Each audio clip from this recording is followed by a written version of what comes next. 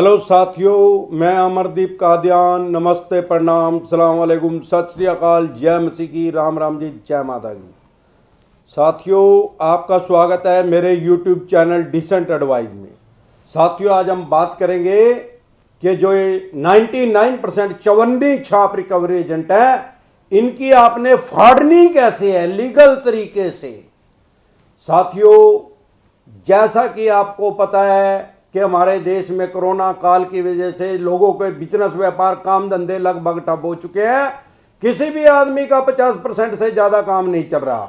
एक सर्वे यह बताता है कि 12.5 करोड़ आदमियों की जॉब चली गई है। यह सुप्रीम कोर्ट में रिटर्न में एक वकील ने दिया है।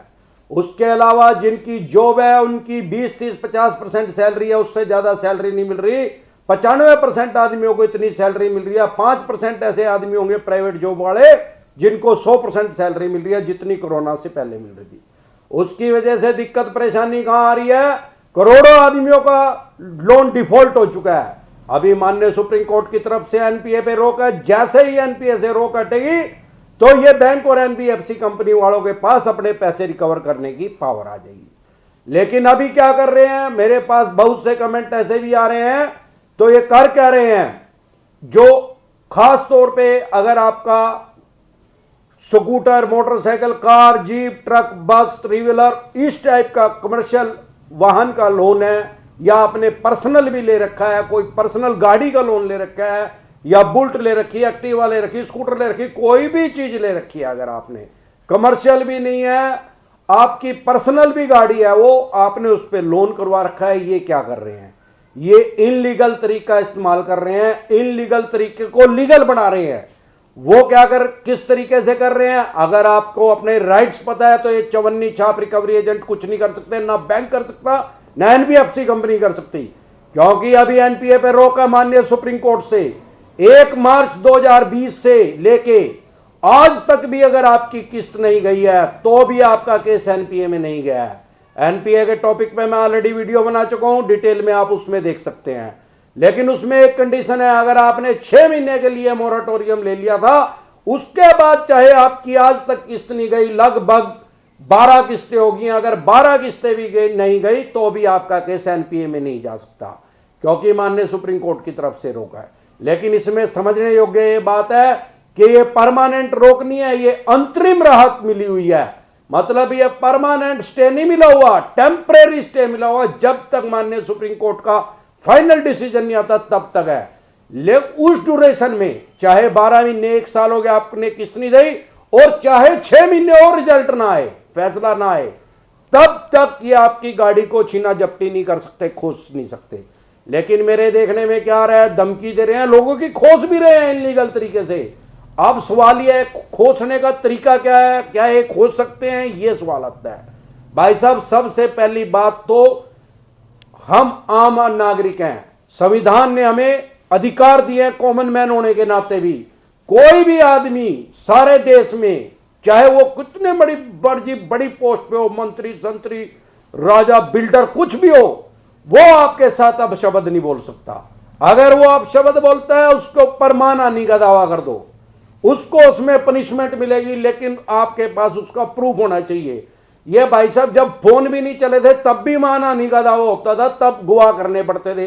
और आजकल तो इतना आसान हो गया, साले की वीडियो बना लो, जब वो गाली गलौज कर रहा या वो फोन पे दे रहा तो रिकॉर्डिंग कर लो, उसको 100% सजा मिलेगी। अब उसके अलावा ये क्या करते हैं? ये गाड़ी को खोजते हैं, आपकी scooter, motorcycle, car, jeep, truck, बस, कुछ है उसको खोजते हैं। अब सवाल यह, क्या इनके पास राइट्स हैं खोजने के? इनके पास कोई राइट्स नहीं है खोजने के। आपने इनके साथ एक एग्रीमेंट किया है। एग्रीमेंट में यह बात ठीक है कि इनके पास आपसे वो गाड़ी लेने के राइट्स हैं, अधिकार हैं, लेकिन वो डिसेंट तरीके से लेने के अधिकार है, ना कि छीना झपटी करने के। और अभी तो वो भी अधिकार नहीं है, क्योंकि माननीय सुप्रीम कोर्ट की तरफ से एनपीए पे रोक है। अब सवाल यह है कि अब कैसे खोस रहे हैं? अभी भी खोस रहे हैं, तो ये तो देर नहीं लगा रहे, अभी कुछ छीना झपटी करने लग रहे। अब इनके पास क्या राइट्स हैं? किस तरीके से खोस रहे हैं? ये भाई साहब लीगल काम को इलीगल तरीके से कर रहे हैं। लीगल तरीका क्या है? किसी का केस एनपीए में चला गया, उसके बाद भी वो किस्त नहीं दे रहा, ये डिसेंट तरीके से उससे बात करेंगे, कॉलिंग करेंगे।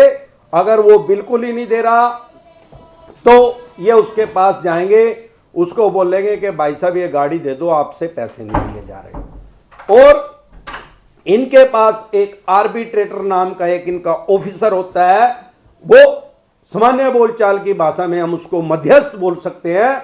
उनके पास पावर है, वो इनको आदेश दे सकता है, इनके पास मेल आ जाएगी जो आप वो रिकवरी एजेंट है, भाई इस आदमी से जाके ये शांतिपूर्ण तरीके से एक कार स्कूटर मोटरसाइकिल ले ले।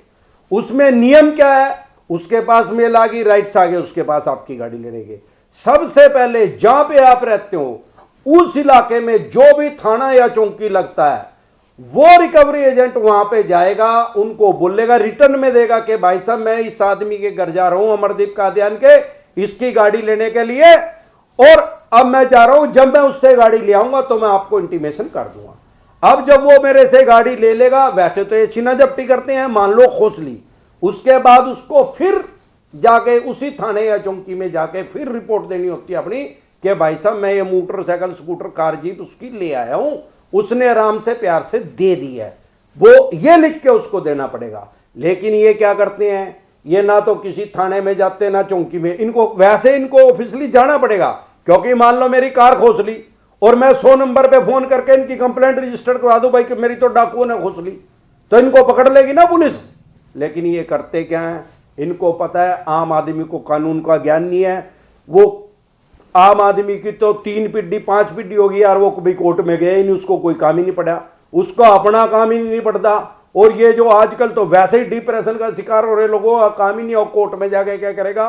तो और कुछ एक और दिक्कत भी है, ये जान के टिपिकल वर्ड यूज करते हैं, सेक्शन 25 सेक्शन 138 मीडिएटर, अरे उनने सीधा कहते हैं यार मध्यस्थ है यार, पंचायती है वो आदमी, वो सरपंच बना रखा है इन्होंने, भाई जो फैसला देगा दोनों मान लियो। या 138, अरे सीधा चेक बाउंस कह देने यार, अगले की भी समझ में आ जाएगा, उन्हें सुन तो रखा होगा, 138 तो उन्हें सुने ही नहीं। अब वो क्या करेगा, वो वकील के पास जाएगा, इनको पता ही है चवन्नी छाप रिकवरी एजेंटों को और बैंकों को, भाई ये जो आम आदमी है ये क्या करेगा, वकील तो है नहीं, ये वकील के पास जाएगा।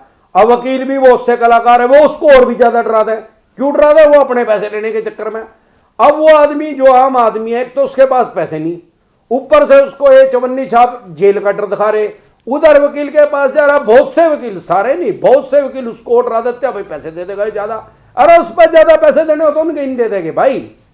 तो ये इनके पास क्या राइट्स थे आपसे गाड़ी लेने के, डिसेंट तरीके से चौकी में लिखवाना था, थाने में, वो इन्होंने लिखवाया नहीं, इन्होंने क्या करा, आपसे गाड़ी खोस ली।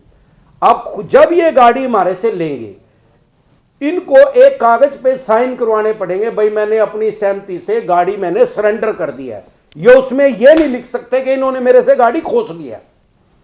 अब सवाल ये है, जब ये 100% आदमियों से गाड़ी खोसते हैं, जिससे भी खोसते हैं, अगर उनका परसेंटेज मैं 100 में निकालूं, मान लो 100 आदमियों से गाड़ी खोसी है, तो उसके साथ गाली गलौज करेंगे, छीना झपटी करेंगे, तो वो आदमी इनको कुछ लिख के तो नहीं देगा ना, गाड़ी तो खोस लेंगे, 5-7 उठाई गिरे आ जाए इकट्ठे हो गए और उस गाड़ी न खोस लें, वो आम आदमी हो यारों को बदमाश थोड़ी होगा, ये उन्हें ले जाओ खोस के ले गए। अब वो जो आम आदमी है वो उसको लिख के नहीं देगा कि मैंने खुद से सरेंडर कर ली। अब ये क्या करेंगे, अरे भाई साहब इन्होंने पहले ही लिखवा रखा है, जब आपने लोन लिया था ना उसमें 10 कागज लगे हुए थे नीचे, तब नहीं आपने पढ़े, उसमें फार्म 29-30 भी लगा हुआ था, मतलब आपने उस बैंक या जिसको भी वो बैंक बेचेगा उसको ही आपने बेच दिया, उसमें सिर्फ इन्हें नाम फिल करना, आपकी आईडी लगी हुई है, आधार कार्ड लग रहा है, पैन कार्ड लग रहा है, एड्रेस लग रहा है, सारी चीज प्रूफ लगे हुए उसमें भाई साहब, जो नाम ट्रांसफर करने के कागज वो तो पहले ही साइन करवा लिया उन्होंने। उसके अलावा इन्होंने एक ऐसे कागज पे भी साइन करवा रखे हैं आपसे कि आपने अपनी सहमति से बगैर किसी दबाव के अपनी गाड़ी को सरेंडर कर दिया है। बस ये क्या करेंगे, फाइल तो इनके पास ही है, ये उस गाड़ी को खोस के यार्ड में खड़ी कर देंगे, हमारे यहां यार्ड बोलते हैं उसको, सामान्य बोलचाल की भाषा में गोदाम भी कह सकते हैं, उस गोदाम के अंदर ये गाड़ी को उसको आपकी लेके खड़ी कर देंगे और उस फाइल में से वो कागज निकाल लेंगे। अब इनके पास क्या राइट्स आ गए, एक तो आर्बिट्रेटर का नोट की पावर आ गई, वो कह रहा है भाई इससे गाड़ी ले लो, एक आपका वो लव लेटर जो इस पे साइन इन्होंने करवाए थे चवन्नी छापों ने, वो आ गया इनके पास, उसमें क्या लिखा हुआ, इधर तो लिखा हुआ आर्बिट्रेटर कह रहे अमरदीप कादियान से गाड़ी ले लो, इसमें क्या लिखा हुआ, अमरदीप कादियान कह रहे मैंने अपनी मर्जी से बिना किसी दबाव के दे दी। अब इन दोनों को अटैच कर दो। अब मियाँ बीबी राजी, क्या करेगा काजी? अरे भाई जी, मियाँ बीबी राजी हो गए, कागज जी या तो कोई काम ही नहीं रहा ना, काजी की तो कोई पावर ही खत्म होगी। तो वो क्या करा, उसने वो यार्ड में गाड़ी खड़ी कर दी। अब हम तो सोच रहे वो खोस के ले गया। अरे ले गया तो खोस के आया, उसने तो वो लीगल कर दिया जाके, उसने तो कागजों में तो ये दिखा दिया मैंने ले लिया। अब वो उस कागज की फोटोकॉपी स्कैन करके मेल कर देंगे आर्बिट्रेटर के पास। हालांकि वो आर्बिट्रेटर उनका ही आदमी है, उसी बैंक के एफसी कंपनी का ऑफिसर है, लेकिन उसके पास वो प्रूफ भेजेंगे कि भाई हम तो अमरदीप कादियान के पास गए थे, उसने आराम से सरेंडर कर दी, ये प्रूफ है, ये प्रूफ है। अब प्रूफ हो गया, अब आपके हाथ कट गए भाई साहब, आपने तो खुद ही दे दी उसको। अब वो क्या करेंगे, उस गाड़ी की एक्शन करेंगे, बोली करेंगे। अब मान लो बोली उसकी 2 महीने नहीं हुई, उस 2 महीने का किराया भी लेंगे आपसे। भाई साहब वो किराया लग रहा है ना उसका, वो यार्ड वाला तो किराया ले रहा है, बैंक ने तो अपना यार्ड नहीं खोल रखा। जितना पर डे के हिसाब से किराया मान लो 200 रुपये है और 2 महीने है भी की, भाई साहब 12,000 रुपये और मांगेंगे आपसे वो। अगर कार है या ट्रक है, स्कूटर मोटरसाइकिल होगी तो 50 रुपये ला लो रोज के। वो इनका अलग अलग का अलग अलग रेट है, लेकिन वो मांगेंगे आपसे। जितने में बिकेगी उसको कबाड़ी के रेट में बेच देंगे। अब इनका दुकान में लीगल तरीके से पेट्रोल के फोए लगाने का क्या तरीका है भाई? आप क्या करो, जब ये पहली बात तो इनकी रिकॉर्डिंग कर लो। 100% चांस है जब आपका एनपीए में केस चला जाएगा, ये आपको डराए धमकाएंगे। इनकी आदत है, ये जरूर फोन करेंगे भाई साहब, आपको फोन पे बोलेंगे भी, अब शब्द भी बोलेंगे और ये भी कहेंगे कि मैं तेरी गाड़ी ले जाऊंगा, उसके शब्द जरूर बोलेंगे। उसको रिकॉर्डिंग कर लो, आपके पास प्रूफ आ गया कि आदमी मेरे को पहले ही कह रहा है भाई मैं खोसूंगा।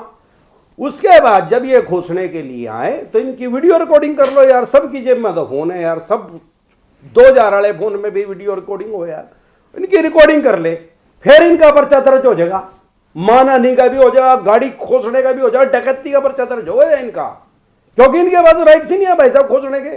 और ये बोल ही रहे हैं बंदा फोन पे, तो क्या करो वो रिकॉर्डिंग करके उस आदमी का तो पर्चा दर्ज करवाओ जो बोल रहा है, जो खोस रहा है। उस बैंक को भी पार्टी बना लो, उससे पूछो भाई साहब कौन से बैंक से बोल रहे हैं, वो उसी बैंक का नाम लेगा जिससे आपने लोन ले रखा है।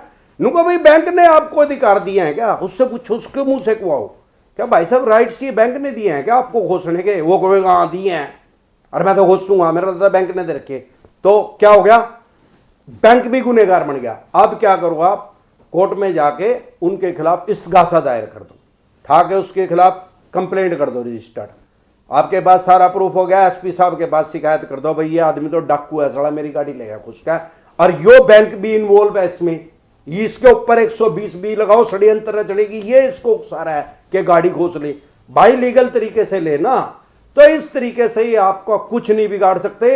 ऐसे आप इनकी वो ही फोड़ सकते हैं जो गमों में कह करें। मेरे ख्याल तो आगे होगी समझ में, नहीं आगे होगी तो भाई दोबारा कमेंट कर लिए, फिर बता दूंगा भाई। तो इसी तरह की या किसी भी तरह की कोई भी दिक्कत परेशानी समस्या आपके किसी यार प्यारे रिश्तेदार को हो या आपको हो, तो आप कमेंट करें, आपको उसकी डिसेंट एडवाइस मिल जाएगी। नमस्कार।